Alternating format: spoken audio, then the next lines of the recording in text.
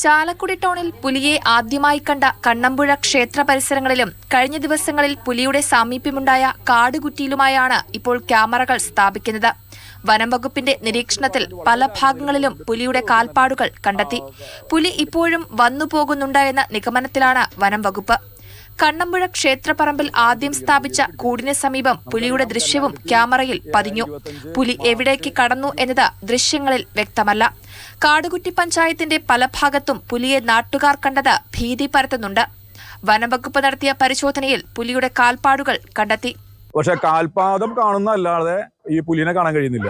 ഏകദേശം 100ഓളം ക്യാമറകളാണ് forest department ഈ പുലിനെ പിടിക്കാൻ വേണ്ടി ചാലക്കുടിയിൽ ഒരുക്കിയിരിക്കുന്നത്. ബോട്ടിലൂടെ പുഴയുടെ തീരങ്ങളെല്ലാം പരിശോധന നടത്തിക്കൊണ്ടിരിക്കുന്നത്.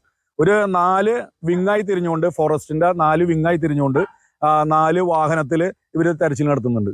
ഫോറസ്റ്റ് നല്ല രീതിയിൽ ജാഗ്രത കാണിക്കുന്നുണ്ട്. പുഴയോട് ചേർന്നുള്ള ആൾതാമസമില്ലാത്ത വീടുകൾ, കെട്ടിടങ്ങൾ എന്നിവിടങ്ങളിലാണ് വനംവകുപ്പിന്റെ പരിശോധന.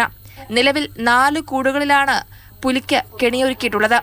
മാർച്ച് 14-നാണ് പുലിയുടെ സാന്നിധ്യം ആദ്യമുണ്ടായത്. 10 ദിവസങ്ങൾക്ക് ശേഷം 24-ന് ചാലക്കുടിയിൽ പുലിയെത്തി.